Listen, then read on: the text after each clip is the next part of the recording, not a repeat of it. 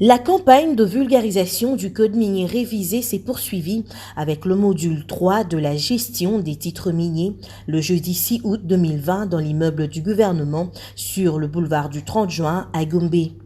Pour cette partie de la vulgarisation du code minier révisé, il y a eu deux grands intervenants, le ministre des Mines Willy Kitobo Samsoni et le directeur général du cadastre minier Jean-Félix Mopandé. Le ministre des Mines a introduit le module de formation en rappelant que le service de son ministère, qui est chargé de la gestion du domaine minier et celle des titres miniers, c'est le cadastre minier. Pour comprendre cela, il a rappelé les missions et les champs d'activité du CAMI tels que repris dans le décret qui le crée et l'organise, ainsi que le code minier révisé de 2018.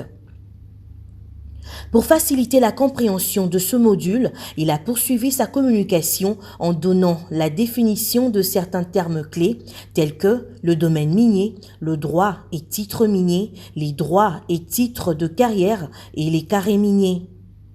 Avant de se faire compléter par le directeur général du CAMI, le professeur Willy Kitobo Samsoni a introduit les grandes lignes de ce qui devrait être retenu, à savoir la nature et type de droits miniers et de carrière, la validité de ces droits et titres miniers, les procédures de transfert de droits miniers et les modes d'extinction des droits miniers et de carrière. La gestion des titres miniers est un module très important pour nous en ce qui concerne la vulgarisation du code minier. Dans ce sens que, à travers ce module, nous comprenons à peu près toute la procédure que le cadastre fait pour suivre depuis l'inscription jusqu'à l'octroi de tout ce qu'on appelle droit minier et droit de carrière.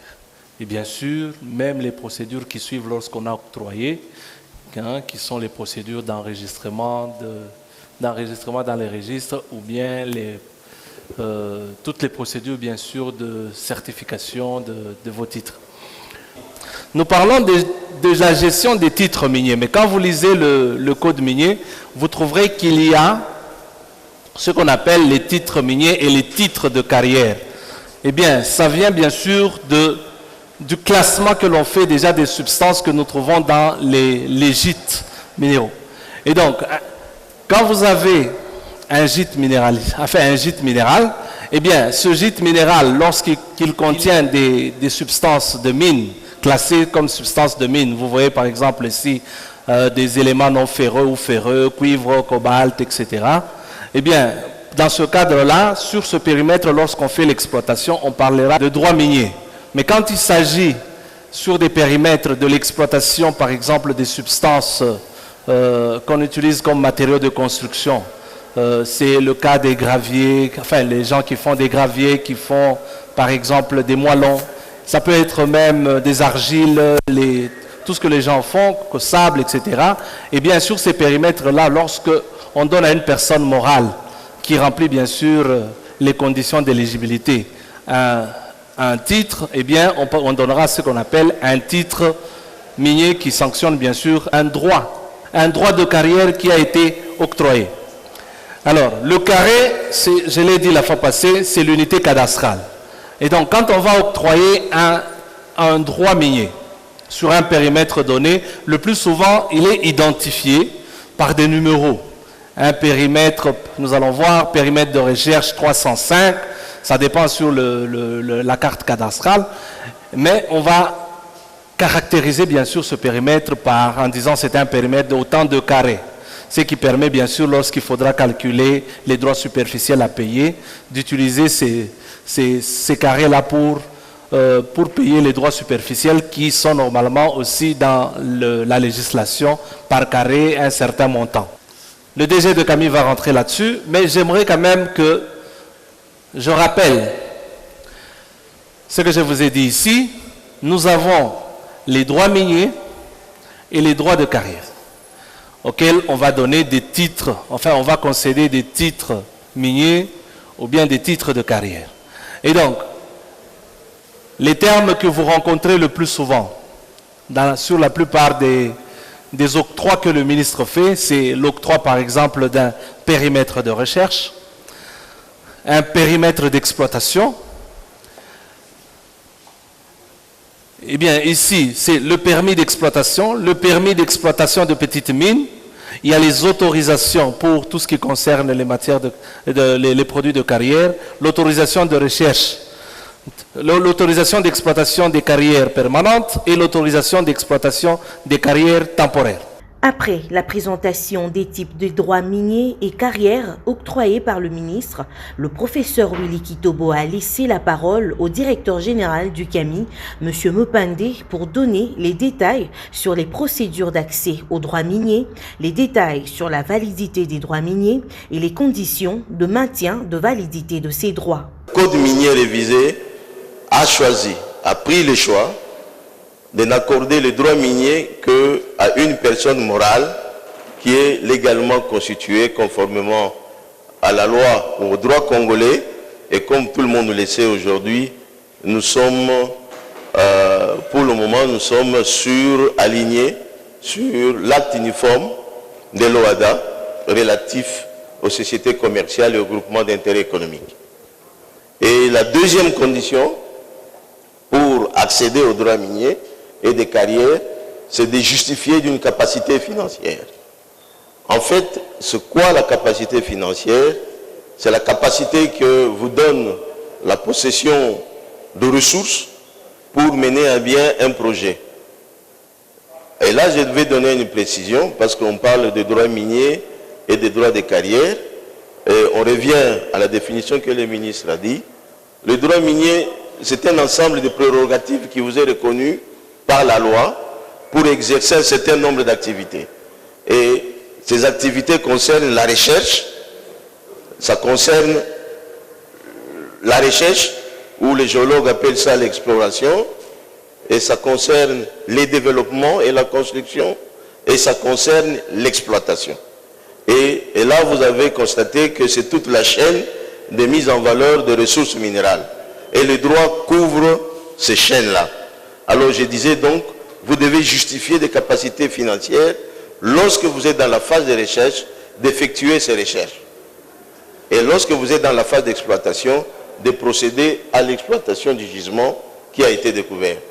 Et ce sont des conditions dites génériques que tout requérant, les requérants, c'est-à-dire demandeurs de droits, devraient avoir ou remplir pour prétendre à l'obtention d'un droit minier. Et la procédure qui est suivie, il y en a deux. La procédure ordinaire, et la procédure ordinaire qui est basée sur le principe de premier venu et premier servi. Ce n'est pas une procédure concurrentielle, c'est l'avantage est donné à celui qui présente le premier pour un périmètre précis. Et réunissant ces conditions là-bas. Et donc à ce propos ici, je voulais compléter quelque chose.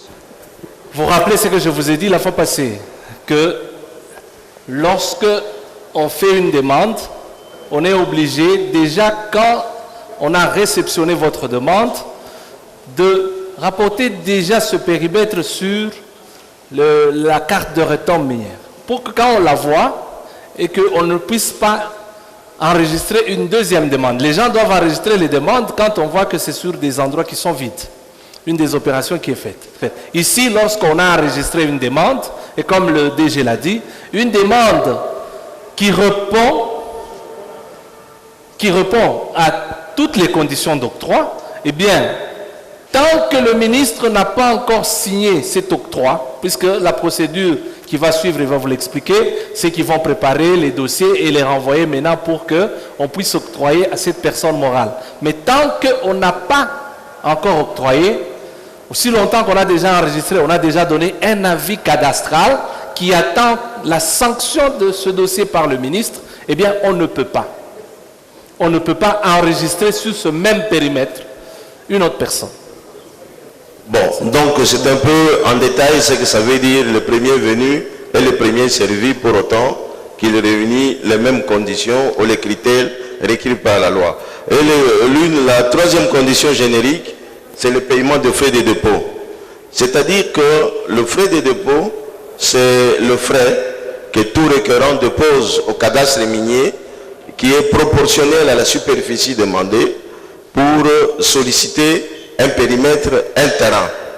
Là, il faut que je sois précis tout à fait.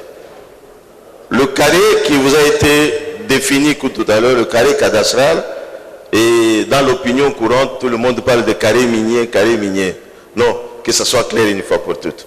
Les carrés cadastrales, c'est l'unité élémentaire de la superficie que nous utilisons pour mesurer la superficie des titres ou des périmètres.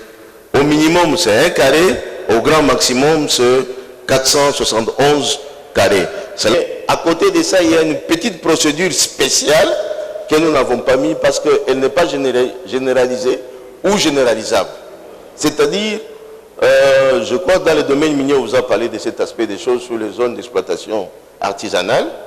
Les coopératives qui détiennent une ZEA, lorsque il arrive que cette ZEA renferme un gisement pouvant être exploité, les gisements, c'est-à-dire certaines ressources viables, elle peut solliciter la transformation de cette ZEA en permis d'exploitation. Et c'est une procédure spéciale qui ne respecte pas les principes de premier venu, premier servi. Alors, toute cette procédure, bien entendu, lorsque les instructions sont faites, s'aboutit à une décision. C'est la décision d'octroi. Et la décision d'octroi, c'est pas laquelle le ministre des mines nationales ou le ministre provincial vous donne le droit sur un permis de recherche ou un permis d'exploitation ou une autorisation de recherche ou une autorisation d'exploitation des produits de carrière. Et ça, c'est là où nous considérons que le droit est né. Et si le droit est né, il doit vivre. Pour qu'il vive, en termes généraux, nous appelons ça la validation des droits. Le permis d'exploitation de rejet, en fait, ce sont les permis sur des gisements dits artificiels. Peut-être le ministre reviendra sur la définition des gisements artificiels, étant donné qu'il a fait sa thèse là-dessus. Une minute. Avant de continuer, je voulais, vous me permettez. Ici, je voulais insister sur quelque chose. Le rôle de l'État, la fois passée, nous avions dit, c'était aussi d'augmenter l'information géologique. Et donc, en augmentant l'information géologique, j'avais signalé la fois passée qu'il y a aujourd'hui une des innovations dans le code minier qui parle de faire la recherche à travers des financements de faux mines. Et donc, si on a mis ça, l'appel d'offres, les appels d'offres, ici des permis qui passeront par des appels d'offres, donc l'État veut rester aussi comme étant un acteur dans le secteur de mines. À travers le service géologique national, nous allons mener, même dans les actions du gouvernement actuellement, nous tenons à faire de la recherche géologique nous-mêmes. Ce qui nous permet d'avoir, bien sûr, des périmètres où nous avons beaucoup plus de documentation et quand nous faisons des appels d'offres, ça profite beaucoup plus à l'État. Ça profite à l'État. Et donc, c'est une des procédures que nous allons essayer de multiplier. D'ailleurs, dans mes instructions que j'ai données le plus souvent au cadastre, c'est que lorsqu'on renouvelle un permis, comme on va vous le dire, un permis de recherche, et que, surtout, ce périmètre-là, s'était minéralisé, lors du renouvellement, la partie qu'on nous retourne, si elle est déjà avec des indices minéralogiques qui sont déjà intéressants, eh bien, il faut automatiquement réserver de tels types de périmètres pour que nous les continuions nous-mêmes. Et donc, ça c'est pour pousser les gens qui font de la recherche sur leur périmètre, carrément de transformer les PR en PR directement et, en ce moment-là, de bénéficier de l'ensemble du périmètre. Mais au cas où on n'a pas fini et qu'on doit renouveler, eh bien, l'État récupère l'autre partie et peut l'étudier à travers des financements de fonds miniers pour les générations futures et les ouvrir à des appels d'offres demain. Pour que, en ce moment-là, ça profite à l'État à travers déjà aussi des paiements de pas de porte et aussi, peut-être deux fois, lorsqu'on fait des appels d'offres pour des valorisations avec l'État actionnaire aussi, l'État peut discuter en ce moment-là sur des parts qui sont plus importantes puisque c'est l'État qui a dû dépenser de l'argent pour faire cette recherche géologique. Pour le permis de recherche, lorsque quelqu'un veut, on ne peut pas obtenir un permis de recherche en procédure spéciale. Il n'y a que la procédure ordinaire basée sur le principe des premiers venus, des premiers servis. Et la condition primordiale, j'ai dit, c'est la capacité financière. Elle est calculée, cette capacité, et je vous ai parlé de la superficie. Lorsque vous arrivez à requérir une superficie donnée, qui est composée de n carré, je parle un peu mathématique, n carré, la capacité financière, vous devez multiplier $2000 fois n. Ça vous donne la capacité financière qu'il vous faut pour requérir un permis de la superficie n carré. Bon, et là, cette condition, elle est spéciale pour le permis de recherche. Maintenant, comme on vous l'a dit, le renouvellement, c'est une fois qui est seulement autorisé. C'est une avancée par rapport à l'ancien code. Dans l'ancien code, on faisait un renouvellement de 2 termes, de 3 termes, ce qui faisait 5 ans fois 3. Pour cette fois-là, on est revenu de 5 fois 2. Nous n'avons que 2 termes. Et que dans les 2 termes, vous le renouvelez une fois et au renouvellement, vous abandonnez au moins 50% de la superficie qui vous a été accordée. Et ça, c'est une disposition particulière qui permet au gouvernement et à l'administration de contrôler la gestion des périmètres pour éviter les gels des concessions au niveau des permis de recherche. Mais les conditions évoluent évidemment par rapport aux permis d'exploitation. Les permis d'exploitation, au-delà des conditions d'octroi, la condition d'octroi qui est générique, il y a une condition spéciale, il faut être détenteur d'un droit de recherche pour obtenir un permis de recherche. Donc vous devez avoir préalablement travaillé sur ce périmètre, découvrir un gisement et automatiquement après l'avoir découvert, en faire une étude de faisabilité qui démontre l'exploitabilité économique de ces gisements. Et vous devez en même temps présenter une étude d'impact environnemental et social. Et dans ce cas-là, comme vous le savez, l'étude d'impact environnemental et social, vous le déposez pour montrer qu'est-ce que vous allez mettre en place comme activité pour empêcher la pollution, pour faire en sorte que l'environnement ne sait pas, quand il est détruit, vous allez le reconstituer.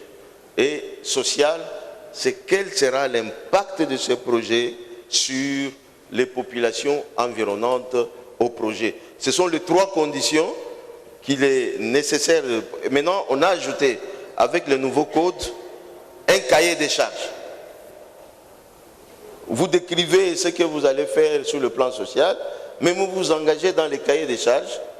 Et les cahiers des charges, c'était presque un contrat permanent entre la population riveraine du projet et le projet pour quelle activité sociale vous allez faire pour le compte de ces populations là-bas. Ce sont les 3 conditions.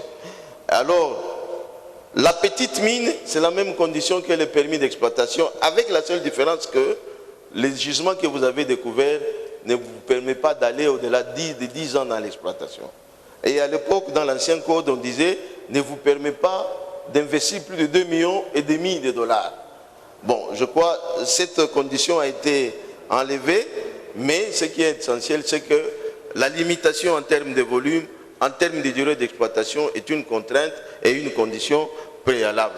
Et que la condition principale, c'est que vous devez, la société qui sollicite ce permis d'exploitation des petites mines, doit avoir au moins 25% de participation des Congolais.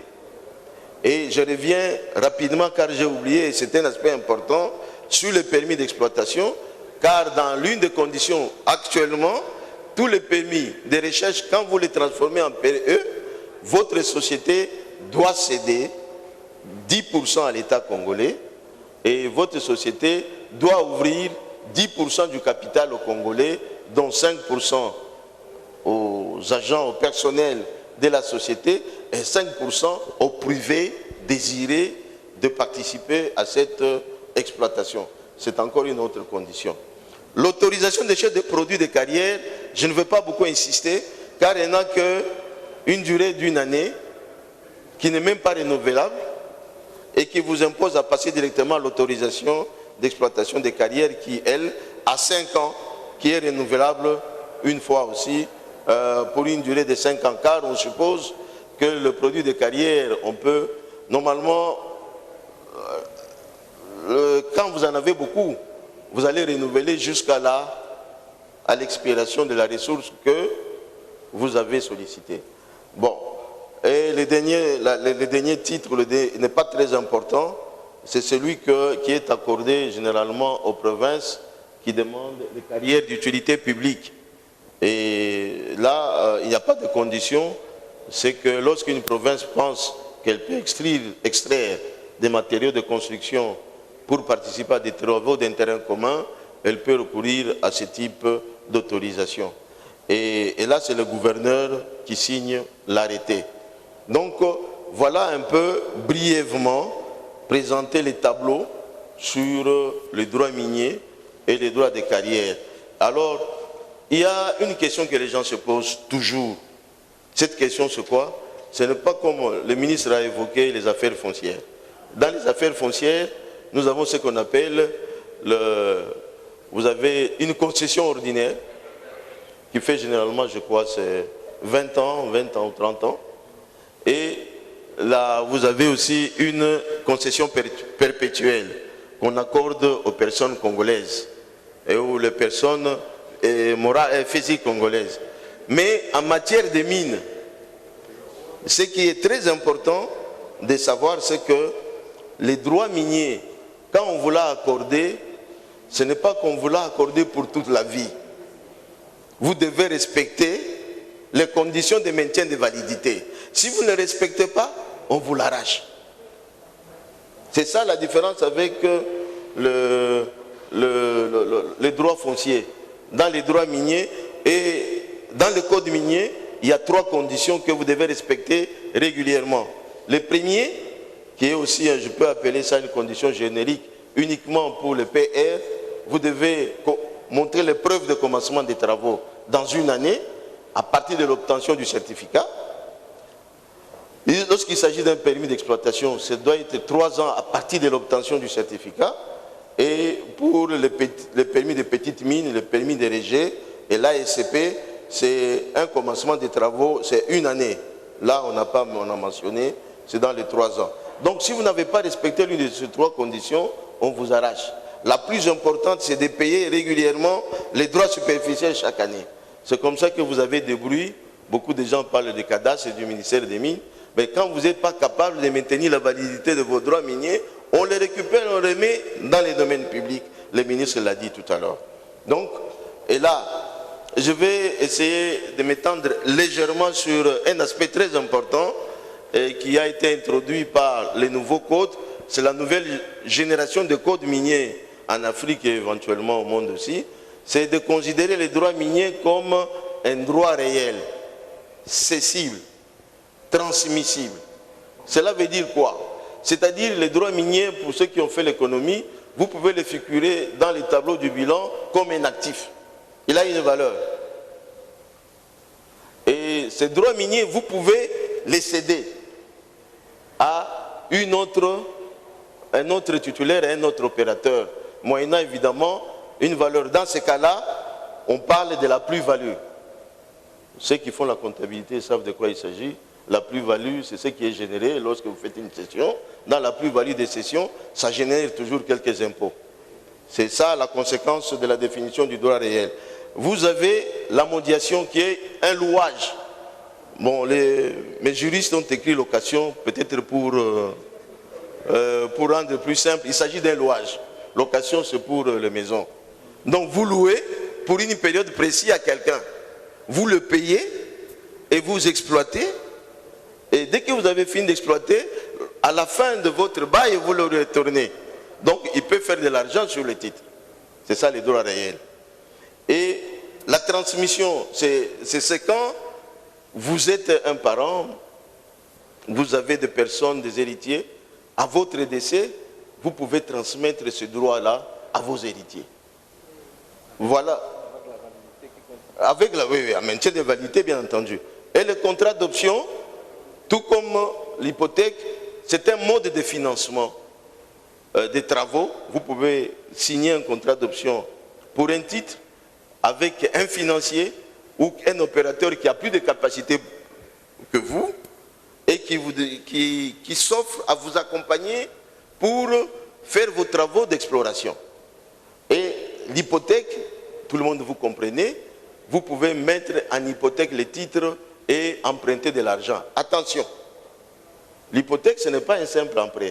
Lorsque vous avez mis un objet en hypothèque et lorsque vous n'êtes pas capable de le respecter, celui qui bénéficie de l'hypothèque, il le réalise et celui qui devient automatiquement titulaire de votre droit minier. Cette séance de formation s'est terminée par le résumé du ministre des Mines sur les points essentiels à retenir pour ces 3 modules.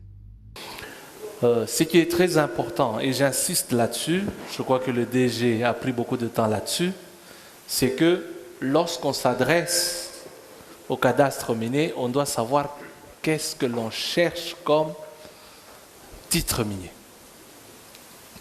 Qu'est-ce que l'on cherche? Puisqu'il y a des demandes de fois que nous avons des gens sans savoir qu'on ne peut pas avoir un PE en tant que personne morale comme ça, à moins d'avoir un PR.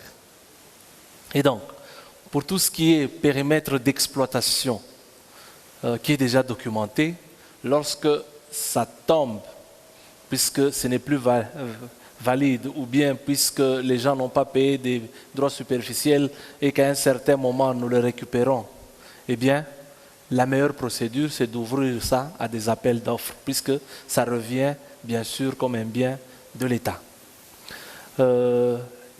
Il a insisté ici sur le périmètre d'exploitation, enfin, le permis d'exploitation dérégé. Ce droit minier a été introduit déjà dans le code de 2002, quand on a privatisé à peu près l'exploitation minière dans notre pays. La plupart de nos sociétés avaient laissé beaucoup de rejets lorsqu'on les a exploités avec des mailles de coupure. Enfin, nous appelons ça mailles de coupure un peu élevées. Donc on pouvait prendre un remblai, tout ce qui est moins d'1%, on dit c'est un remblai. Alors, quand on a amélioré la technologie, on est rentré là-dessus.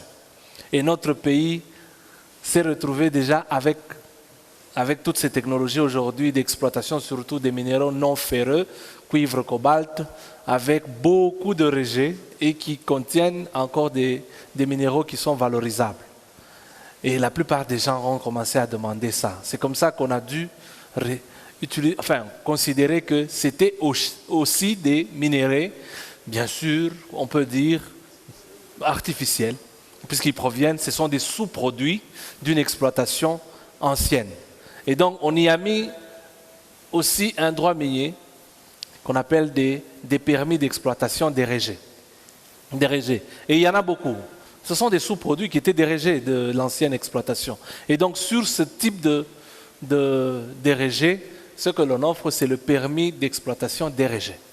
L'essentiel, c'est que, comme on l'a dit dans le premier module, à travers toute cette procédure qu'on a décrite par le DG de Camille, cette procédure, on montre à peu près les dispositions de la loi que tout le monde doit suivre pour avoir un droit minier et aussi pour pouvoir le maintenir. Si vous ne l'avez pas, souvent nous avons des problèmes de recours quand on signe des déchéances, des retraits, puisque les gens n'ont pas suivi.